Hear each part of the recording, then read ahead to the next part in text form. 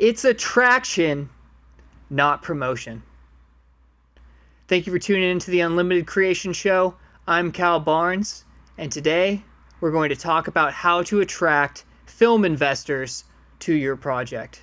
To start on a positive note, guys, the first thing I want to say about finding collaborators or film investors is that it's attraction, not promotion. And this leads us to one. Are you somebody else would invest in? This is a hard question, but it's something you really need to ask yourself because it is the most important part of attracting film investors. And why do I say attraction? Because with money, because with people and investors, they're investing in the person first and foremost. And the only way that's going to happen is if you're an attractive investment. So what I need you to do is take a look in the mirror. All of it applies. This is brutal, but are you in shape? Are you healthy? Are you well groomed? Do you take good care of yourself?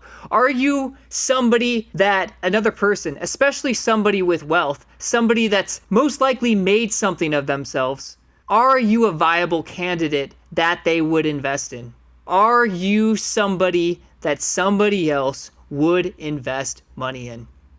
I remember when I produced my first feature, The ASTRID Experience, I met a lot of great people through that film. But our investors that eventually came on, I remember what they told me. They were investing in me, the person, and in my career, not just this one project. They were investing in me, and guess what? They're still there to this day. Because it wasn't just about one film. It was a long-term investment. And I've taken that very seriously. Have I made mistakes? Of course. But did I grow from them? Yes. And each day, I'm doing everything I can, mentally, physically, and spiritually, to become a person that more and more people would want to work with and invest in. So number one, are you somebody else someone would invest in?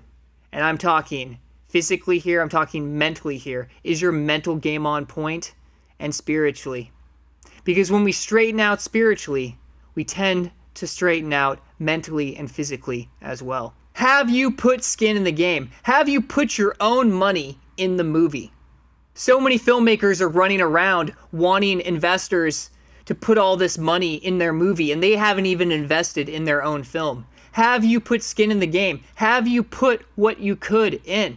I remember when I was making the ASTRID Experience, I already had a day job, but I was doing deliveries at night to come up with the extra few $1,000s to buy the equipment I needed to get the film going. So I was the first investor in that movie, and overall, through the whole course of that production, I invested over $10,000 of my own money in that film. So in my first feature film, The ASTRID Experience, I am the fourth largest investor in the movie as the writer, director, producer, and star. And I'm very proud of that. Have you put skin in the game? You want others to invest in you? Have you invested in yourself? And I'm not just talking financially, I'm talking physically. Are you in shape? Do you work out every day? Do you eat healthy? Are you taking care of your mental health? These are all investments in yourself that are going to garner another person, maybe, potentially, wanting to invest in you in this extremely competitive market. Have you put skin in the game? You should absolutely have your own money in the film. It is completely ridiculous to expect other people to invest in your project and take the risk if you haven't taken some risk yourself. Have you made an ultra low budget feature? I got a story for you. And I've seen this too many times. There are so many delusional, and I mean delusional, first-time filmmakers running around Hollywood trying to get $5, $10, $15, $20 million for their first feature film, and they have no track record. And I mean no track record at all. No filmmaking career, no acting career, no writing career, haven't done anything except write one script, and maybe it's even a good script, and they're running around Hollywood expecting people in this market to give them that money. I've been involved with a project as an actor. It's a very good script. It was an award-winning script. And I was speaking to the filmmaker. He wanted to attach me in one of the supporting roles. He was just trying to build out the cast. And he wanted $15 million to make this movie. And he'd never made a movie before. And this is when I'd already shot the ASTRID experience. And it was actually by shooting the ASTRID experience, an ultra low budget feature, that I even got on his radar. So making a film can do a lot for you. Getting back to the story, I remember when I was talking to him, because I had some experience at that point of making a feature and understanding the market. So I asked him, I was like, you want $15 million to make this movie? He's like, yeah. He's like, it needs to be made for that. I'm like, couldn't you just do it for much less? Couldn't you try and get that way down? He's like, no, I need 15 million. And I was like, why don't you go make another movie, an ultra low budget movie, so you have proof that you've produced a feature before, you've directed a feature, and then maybe then after a few more you could come back to this. He's like, no, this one's got to be it. This one's got to be it. I was like, well, is there any way you could lower the budget? I'm not trying to be a naysayer, but it's very unlikely that people are just going to give you $15 million to make a film when you have no track record. And he's like, no, it has to be this way. You know, it's a good script. I'm like, yeah, the script's good. That's why I'm interested. But I would just hate to see you in this position 4 or 5 years down the line when you could have already made several other films, which might bring you to this movie. And he's like, no, it has to be. Guess what? He still hasn't made that movie, and he still hasn't made a feature. And at this point, unless he changes his mindset, unless he listens to reason and stops living in his own delusion, it is very unlikely that feature is ever going to get made. And unless he either lowers the budget significantly, and I mean by like 90%, and or he writes another project that could be produced for under $100,000, max $200,000, it is unlikely that this person will ever make a feature film. And that's just sad, because it doesn't need to be that way. And I say this because, have you made a ULB feature? Like we talked about in the last episode, the ULB feature is the new short film. You need to have made a feature film. It's a bit of a catch-22, but you need to have made a feature film before anybody is going to give you more money to make a feature film. So how do you get that first money to make that feature film? You raise it yourself. You use your own money. If you're lucky enough like me, you find another friend that's also in a similar position as you, and you both collaborate, and you both take career advancing roles on the project, and you both invest your own money. And that's how you take 5,000 to 10 or 15,000, or 10,000 to 20,000. And you shoot the entire movie on less than $20,000. You get it in the can. And then if you need more money for post-production, the risk is mostly negated since you already have it in the can. And then you can cut a trailer and you can show a proof of concept, and it's going to be much easier to raise a little bit of finishing funds with something to show than trying to give anybody to give you money when you've never even made a feature before. In fact, it's easier for an A-list filmmaker like Steven Spielberg to get $1 billion to go shoot a movie than it is for an unproven filmmaker or a first-time filmmaker to get $5,000. So you got to cross that barrier somehow, and the easiest way to do that is to write something or find a script that you can make with locations you have access to, and then put your own money to it and get something in the can. The reason I recommend a feature is when you make a feature, you're in a whole different ballgame. At least this is the path I took. If you can make a really great short, you could get discovered like Curry Barker did. But remember, he had a whole massive YouTube channel and he had a lot of eyeballs. So unless you're coming from that creator world where you already have an audience, I would say just make a feature film. Don't spend $20,000, $100,000 on a short film. Spend $20,000 on making a ULB feature. It'll do a few things. 1, you're now a feature filmmaker. And 2, it has some chance of recouping. And 3, you're just in a different league. There's just a difference between a feature filmmaker and a short filmmaker.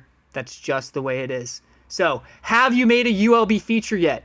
If you haven't made an ultra low budget feature yet, in my opinion, unless you're really well connected, or you come from a lot of money, or you have famous or trust fund friends, it is going to be brutal out there, especially in this market, trying to get even $250,000, $500,000 to make your first feature. Go out, make that first feature for very low amount of money, because you're most likely going to make a ton of mistakes, and Once you start moving up into the six figures, that's considerable money. So you want to know what you're doing. So go out there and make that ULB feature and then start looking at the bigger budgets. In fact, it is pretty much a requirement from most serious investors that I have talked to that you have a feature film under your belt. The great thing about the ASTRID experience is even though it's extremely low budget, it looks good.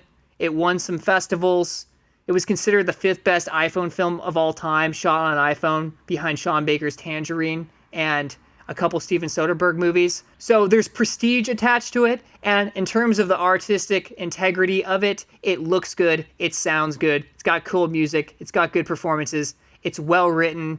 It's got a lot of locations. It doesn't feel small. For a ULB film, it did what it needed to do to get the attention of larger producers and investors and help take me to the next level where I'm now making the Influencer House Massacre for $500,000. Now I have a little bit of a real budget to play with and I know exactly what to do to make a banger film. So make that first ULB feature and then start thinking about bigger budgets. And lastly, do you as a person provide value? So when you're speaking to investors, what are you providing to them that they can't get just by investing in another feature film or in tech? Okay, no ego here, but what is it that you do? I'm just going to speak from personal experience. When I made my first feature, I already had 10 years of acting and writing under my belt. So I'd sold scripts. I'd been in cool independent and studio movies. I had connections to talent. I had connections to musicians. I had a track record of writing, which really gave them confidence in me to believe in my first project. So I was bringing some value to the table that it made sense that investors wanted to be associated with me at the time. And again, no ego share, that's just grown since, especially after making the first ULB feature, one thing leads to the next, more begets more. So what kind of value are you providing to investors that they would want to be associated with you? You have to get very clear on this, other than just the movie. Another thing is I grew up in Hollywood since I was 21, so I knew where all the cool spots were, and investors wanted to visit us, and me and my co-producer were able to take them out on the town and show them a really good time. We also threw a really awesome red carpet for the premiere, and a lot of them wanted to have that Hollywood experience, and we provided that for them. So what are you providing to investors other than just money? Because the truth is, film investors, when they get involved in film, it often has a lot more to do than just money. Yes, money is important, but if they just wanted to make a ton of money, they would most likely invest in tech, because the ability to scale and the ROI on tech is the highest of all time of any industry ever. So the reason investors want to get involved in Hollywood is for the cool factor. So factor that in, especially if it's a very low budget movie. Most likely, especially if it's under 100 grand, most likely it's not going to be gangbusters statistically speaking at the box office, but it can be a great chance for investors to build relationships, to meet you if you have a promising career, to be involved in your next stuff, to meet the talent, to maybe be on set, to be close to how the sausage is made. So if you're a filmmaker living in Hollywood, you can offer that. If you don't live in Hollywood, get really clear on what are you bringing to the table? What is it that you can offer an investor that would make them want to invest in your movie? If it's for the experience, you better be providing some kind of experience. So get really clear on that. Also, as a person, as we talked about before, what about you would make them want to invest in you? Get very clear on that. I think that's really the message here is, why would someone want to invest in you? What are you offering to them that would make them want to be near you, be a part of your life, be a part of your journey, be a part of your career? Ask yourself that question. Remember, it's attraction, not promotion, that brings the people in. You have to become the person that attracts money. I'm going to say that again. You have to become the person that attracts money. Running around chasing it rarely works. It'd be much better to become the person that attracts one solid investor than sending 1,000 random emails a day. The shotgun, the spray and pray approach does work. It's not very sustainable. You will burn out doing that. But if you become the person that just walks through life, that works on themselves enough that they literally begin to attract value towards them, that is the long-term play, and that is the ultimate approach. Yes, it might not be as quick in the beginning, but long game. And filmmaking is a long game. It's not just about one project. It's about the next project and the next project, Big leaps do happen, but for the most part, it's about hit a single on the ULB feature, hit a double on the next one, keep climbing, and then you'll hit that home run. For 90% of people, that's how it is. Doesn't mean you can't be an outlier. Doesn't mean you can't have a heyday and hit a grand slam. It just means that is usually how it goes. So plan for that. Don't live in fantasy land. I'm all about dreaming, but let's not be in wishful thinking. Be honest with yourself. Are you someone that someone else would want to invest in? Thank you for listening to the Unlimited Creation Show with Cal Barnes. Remember to subscribe on YouTube and Spotify for more weekly content, and I will catch you on the next one.